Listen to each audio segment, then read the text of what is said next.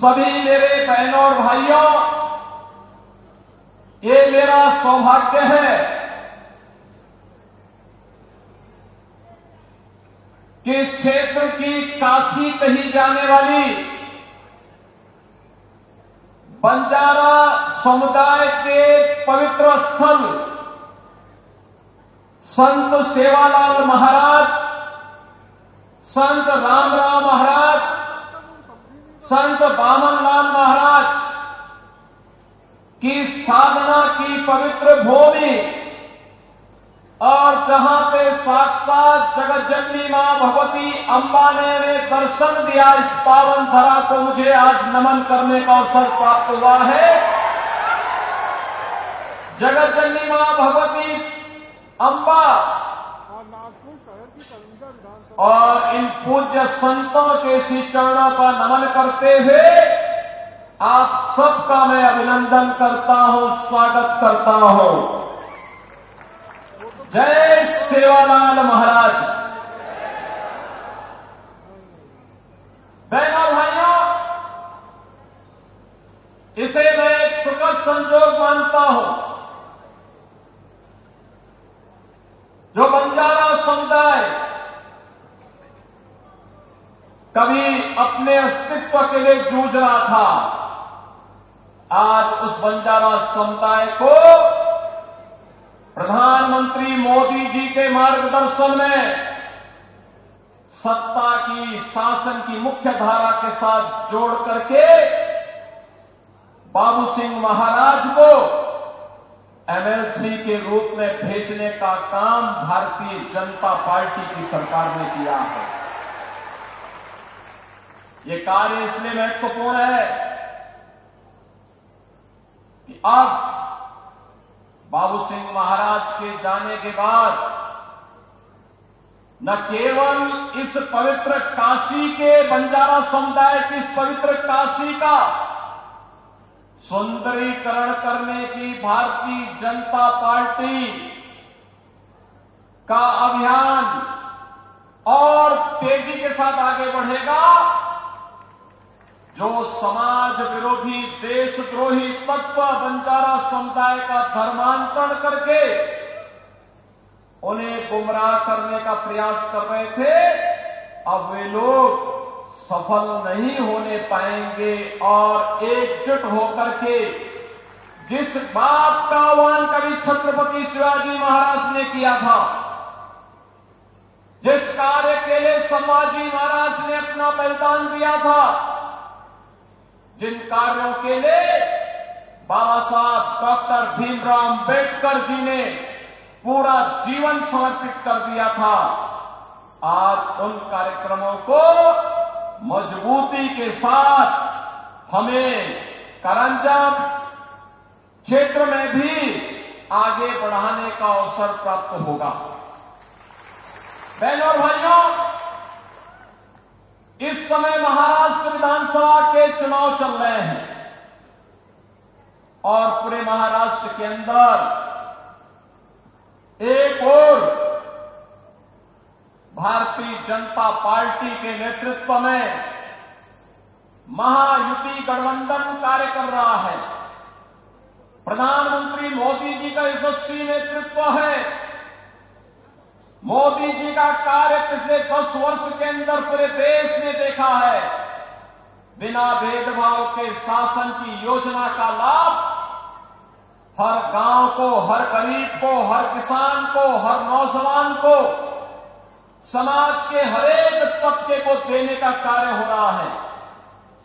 वहीं दूसरी ओर समाज और राष्ट्रद्रोही तत्वों को अपने गले का हार बनाने वाला महाअघाड़ी के नाम पर एक महाअघाड़ी गठबंधन भी कांग्रेस के नेतृत्व में आपके बीच में है।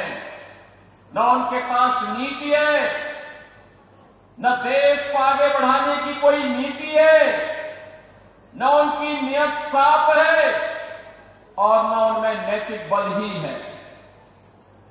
ये लोग मुस्लिम पुष्टिकरण की राह पर चल करके देश की अपूर्णीय क्षति करना चाहते हैं और इसलिए मैं आपसे कहने के लिए आया हूं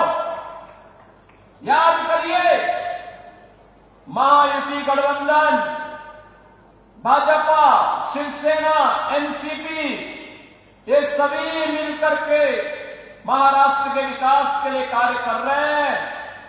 मोदी जी का यशस्वी नेतृत्व है। देवेंद्र फडणवीस भारतीय जनता पार्टी के नेता के रूप में इन कार्यक्रमों को आगे बढ़ाने का कार्य कर रहे हैं।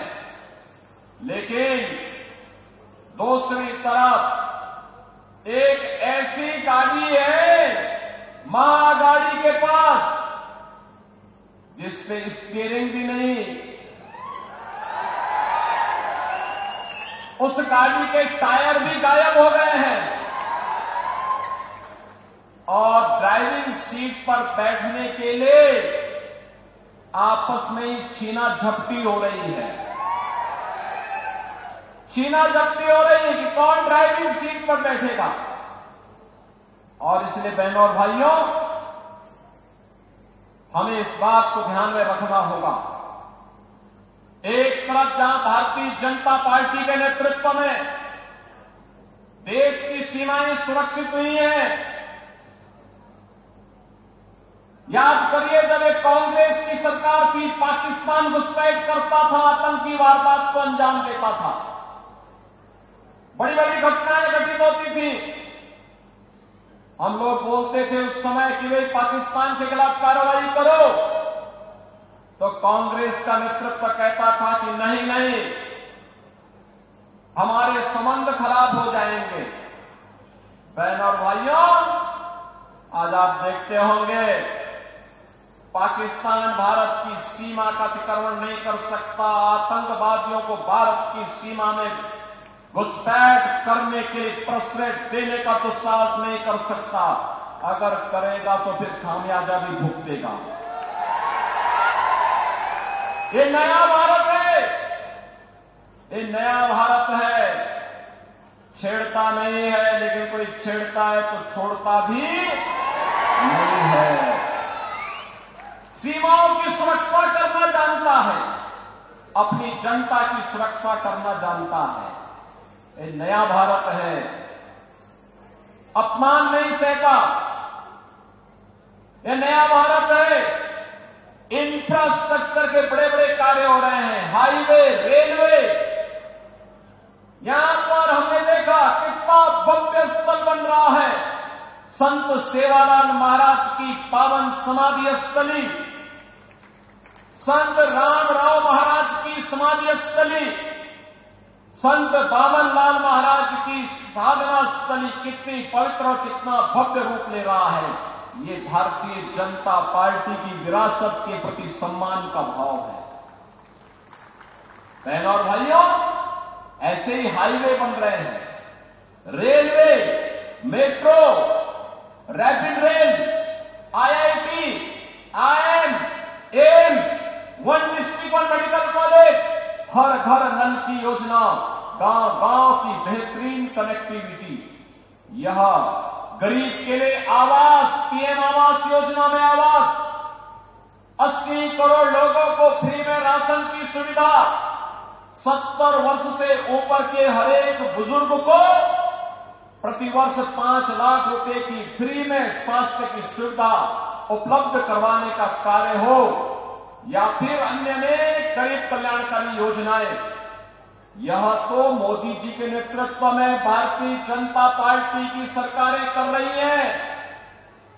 लेकिन साथ साथ गरीब कल्याण भी है, विकास भी है, सुरक्षा भी है, सुशासन भी है, तो विरासत के प्रति सम्मान का भाव। अयोध्या में 500 वर्षों के बाद अयोध्या में फिर से भगवान राम की जन्मभूमि पर भव्य राम मंदिर का निर्माण हो गया है। भव्य राम मंदिर का निर्माण, यह काम कांग्रेस भी कर सकती थी, लेकिन कांग्रेस को हिंदू भावनाओं की चिंता नहीं थी। कांग्रेस को हिंदू भावनाओं की चिंता नहीं थी। बहनों और भाइयों, अयोध्या दुनिया की सुंदरतम नगरी बन रही है, भगवान राम की स्थली सुंदर बन रही है।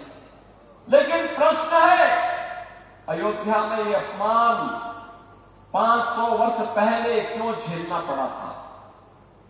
राम मंदिर के 500 वर्षों तक क्यों संघर्ष करना पड़ा था?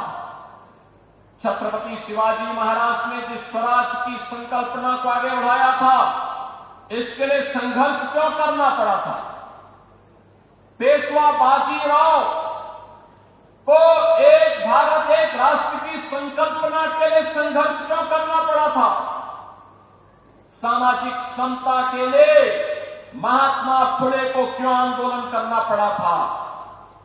बहनों और भाइयों, एक विधान सब समान, इसका आह्वान करने वाले बाबा साहब डॉक्टर भीमराव अंबेडकर को क्यों संघर्ष करना पड़ा था?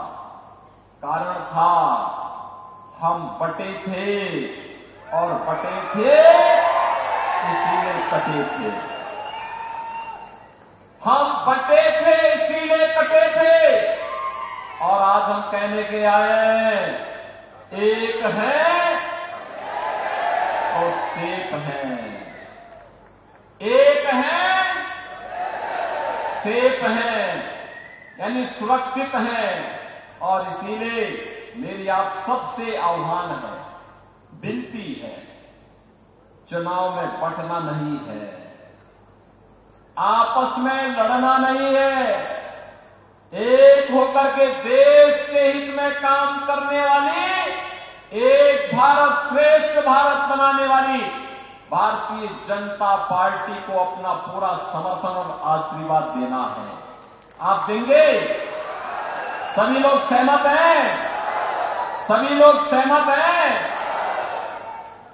तो यहां पर भारतीय जनता पार्टी ने सईताई ढाके को अपना उम्मीदवार बना करके, कारंजा से अपना उम्मीदवार बना करके आपके बीच में उन्हें भेजा है।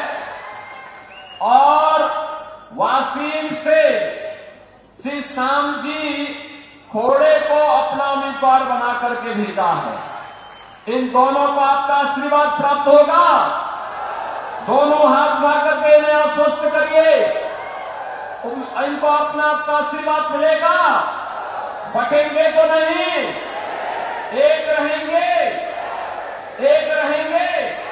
तो मेरे साथ बोलेंगे, भारत माता की, भारत माता की, भारत माता की, संत सेवालाल महाराज की, संत सेवालाल महाराज की जय श्री राम, जय जय